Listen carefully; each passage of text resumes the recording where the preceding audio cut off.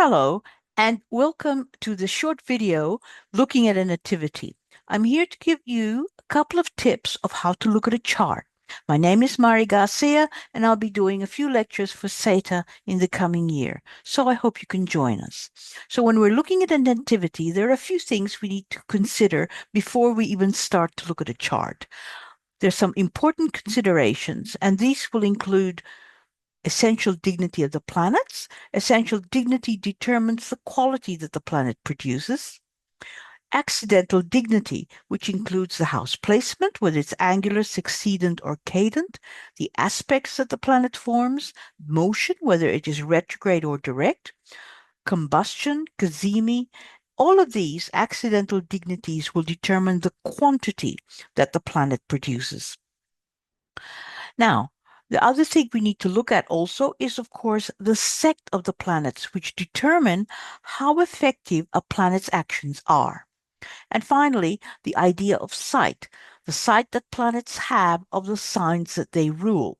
This describes how effective they are in managing the affairs of a particular house whose sign they rule.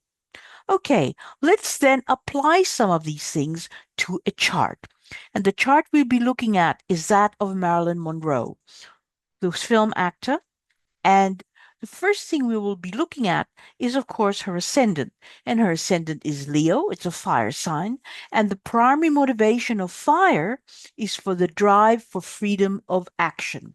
The primary motivation is very important because it is that which drives a person to be able to be successful and to be happy in life. When the primary motivation has a way of being fulfilled, then the person is happy. When there are difficulties, then that's when there are real issues. Now, Marilyn's primary motivation is Leo, and the lord of that ascendant is the sun in Gemini in the 11th, conjunct Mercury, its dispositor. Technically, it's in the 10th house, but it is in the 11th sign because it's so close to the cusp.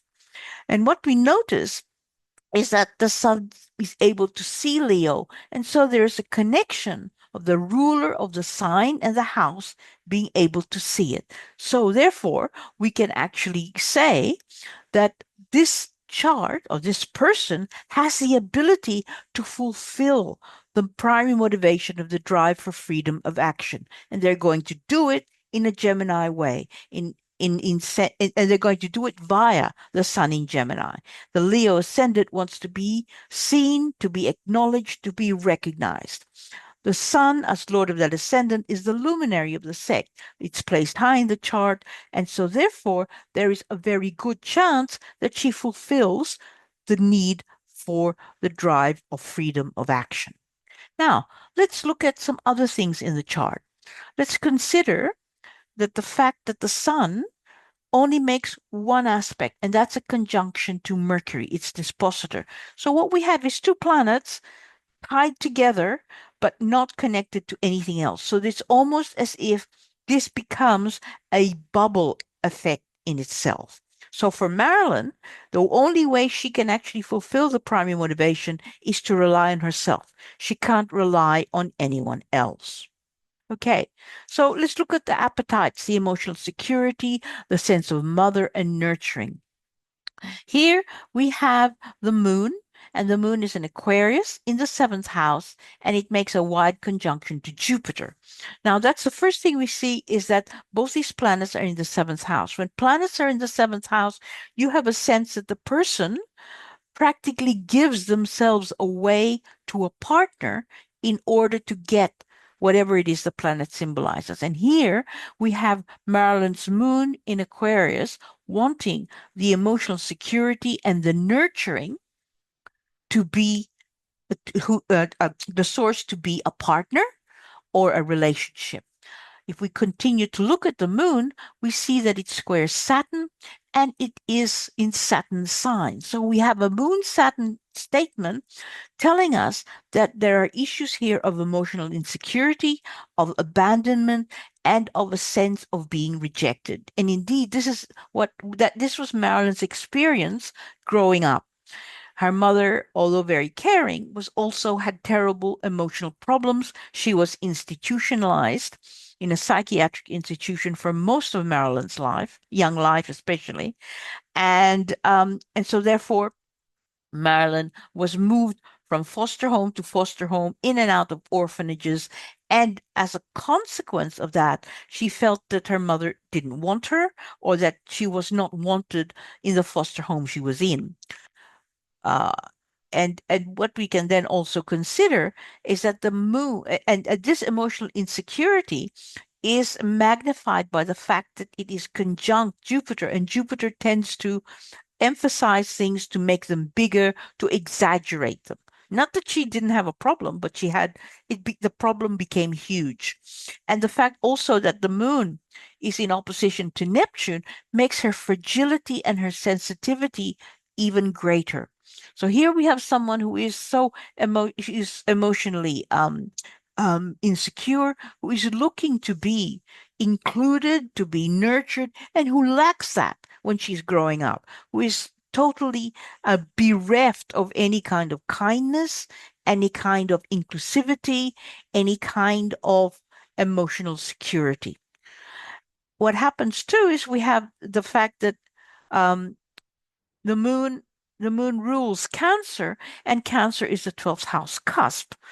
The problem here is that the moon is blind to Cancer. And so all the 12th house issues, and the 12th house issues are Cancerian 12th house issues of the lack of nurturing, of the absence of mother, of the sense of not being wanted, are then expressed through relationships. So we have a very complex situation where you have someone who is emotionally needy, who feels rejected, who wants to be included, but is fearful of being too entangled, all put onto relationships. And indeed, this was her difficulty.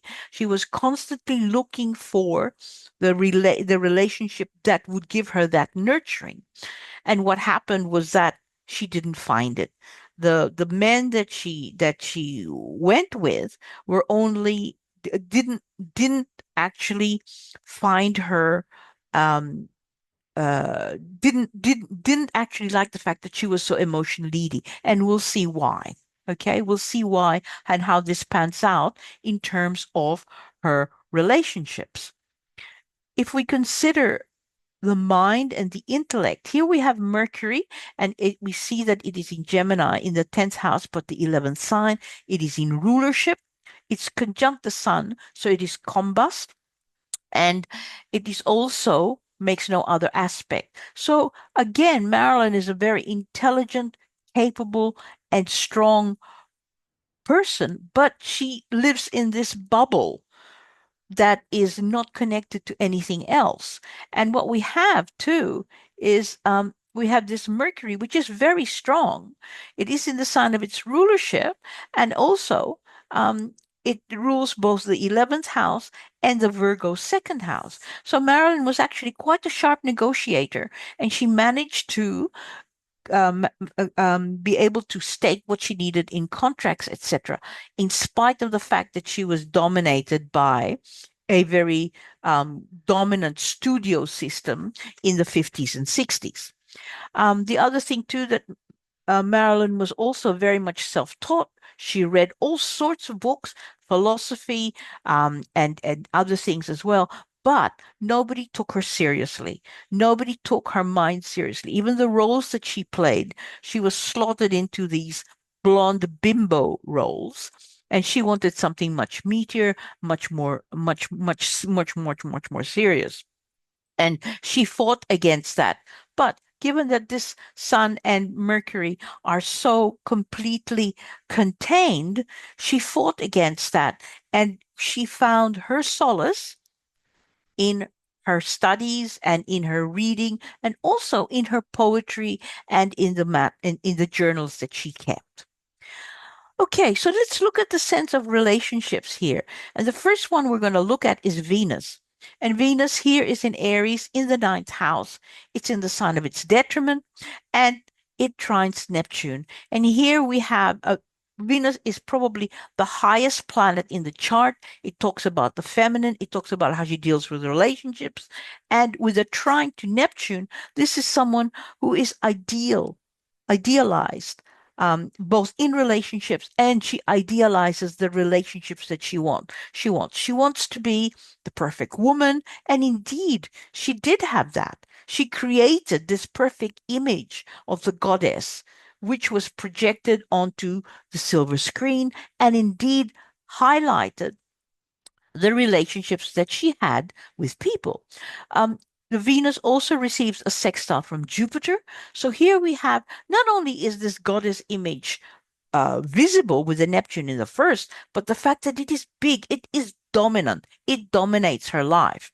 And indeed, the Venus rules that Taurus MC. Although Venus can't see it, this is her image. This is the public statement that she makes.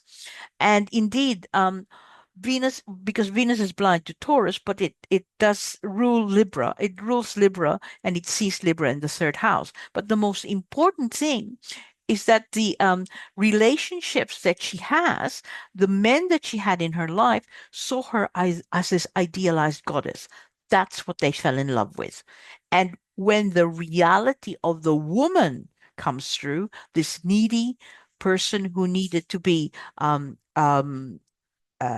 acknowledged, who needed security and nurturing, she was found wanting and they rejected her. And so that actually exacerbated her pain and her difficulties. Now, if we look at the seventh house, it is ruled by Saturn, and Saturn is in Scorpio in the fourth house.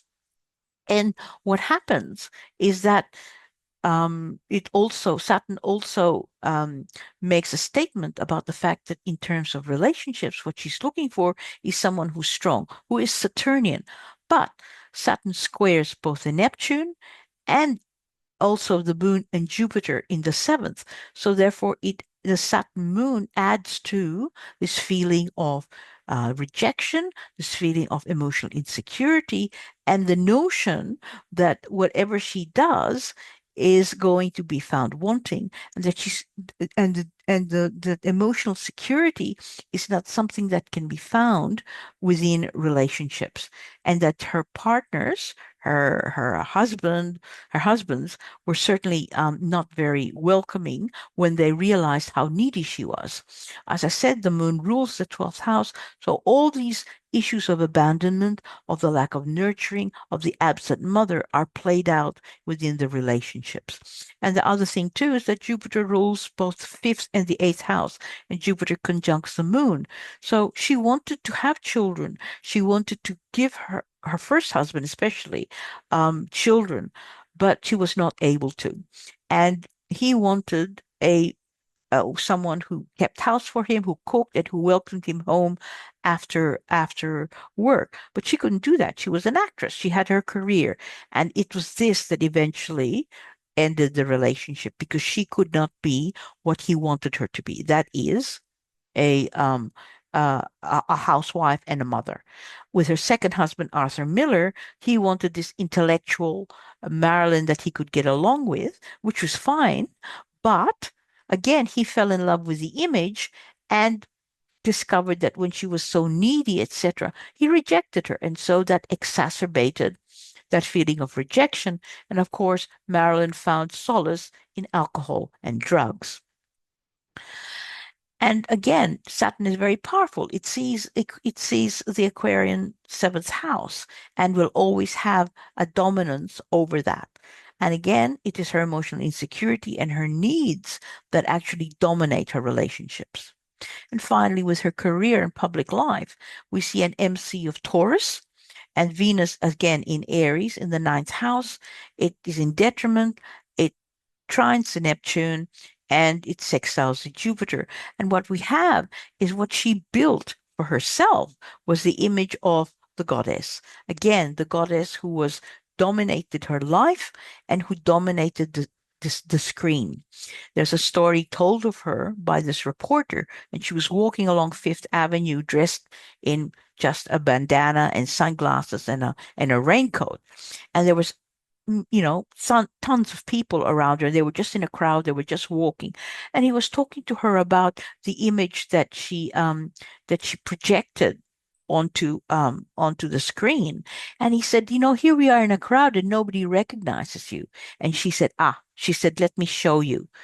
And she said, I'll introduce you to her. And he said, what do you mean? She said, just watch. And he said, look, he writes in his biography of her that all she didn't take off her glasses, she didn't take off her bandana or her coat. All she did was she flicked her head, and suddenly the crowd around her just backed off and said, the whisper started, oh, it's Marilyn, it's Marilyn. So in the sense, she literally became the goddess. And he said it was quite unbelievable to see how she turned this on. And this was indeed the public image that she projected, even though the Venus doesn't see that 10th house. But that's what made her successful. Her ability to actually connect and the ability to make her image seen by so many people. Okay, I hope this has then been helpful for you to see how you can get the most out of a chart. And I hope to see some of you in the Sect classes, and I wish you all the best.